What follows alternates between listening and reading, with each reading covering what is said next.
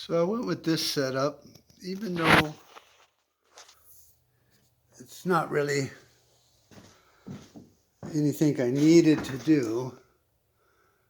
I thought, well, I got them. They're exactly spaced.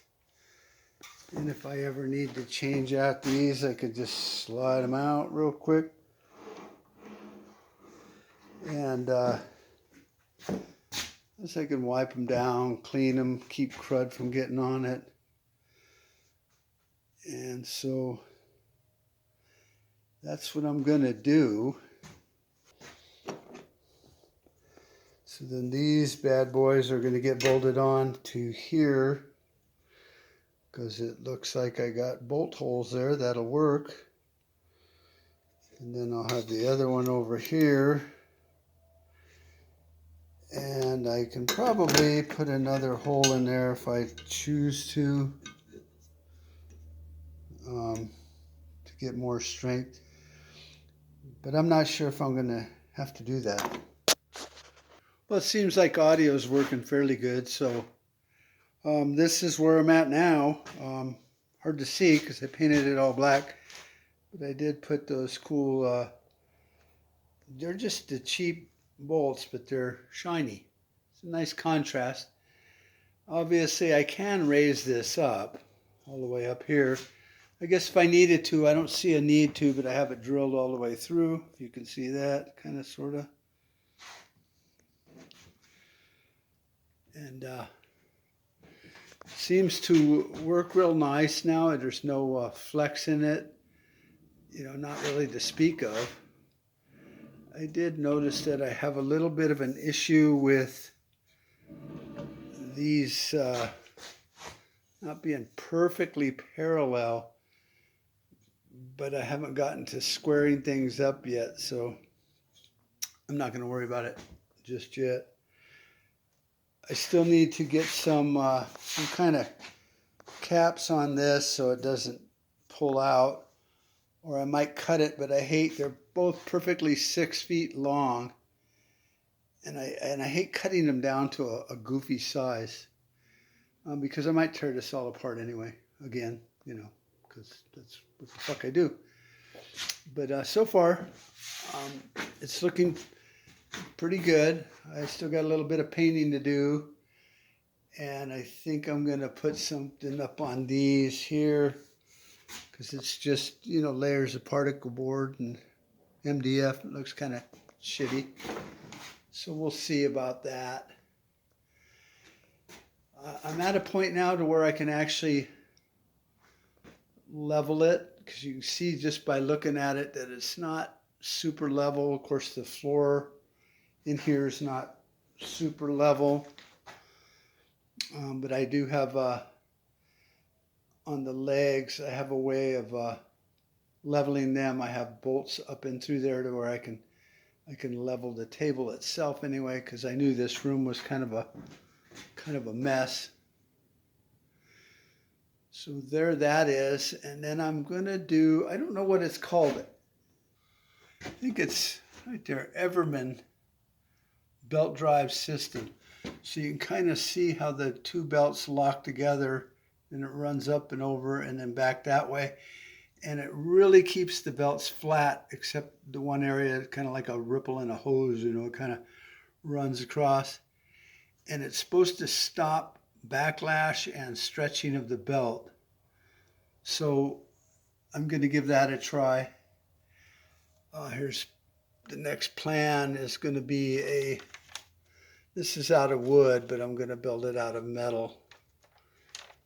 And then I'll have my Z axis or Z, whatever. So that's where we're at now. Like I said, sorry about not having to done a lot of these. I'm trying to crank out some to get you caught up. And I took some pictures on building that, but I just don't have room in here to mount any cameras without them getting all messed up for now. So as I was struggling with building that access across there I think that's the Y. I think. I don't have a drill press, so that became a real fucking nightmare, actually. But eventually, I think I'm going to get a drill press to go along with my bandsaw and my other tools.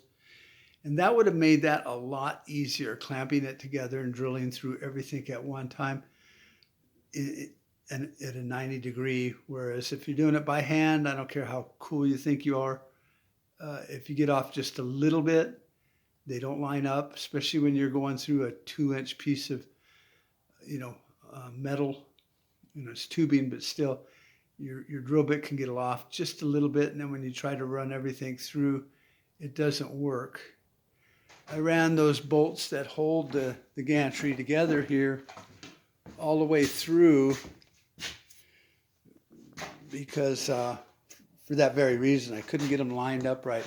I had these all tapped out and I could run bolts through it, but they just weren't lining up right. So I got pissed, as I normally do, and drilled everything through a little oversized, and then I can adjust it and get it plumb and square and straight, which actually turns out to be a lot better idea because, unless you're using a CNC machine to drill your holes and do your tapping and cutting aluminum and metal, you're going to end up with issues always, just like that little dumbass place where it misses, it's just, it's fine. It's hobby. I'm not selling this thing.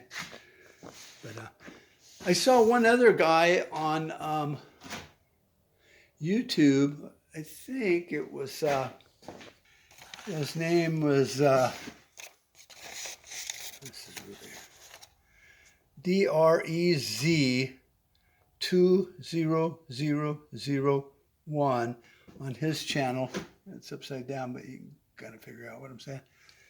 And he had used his mostly printed CNC, this here, little different hookups, but it was nice to see that somebody else thought to innovate things and change them and use the same parts, because I think I've only lost about maybe $20 in printed parts that I haven't used. And that's not bad, kind of got me over the fear of building a CNC and getting it working, and it did work.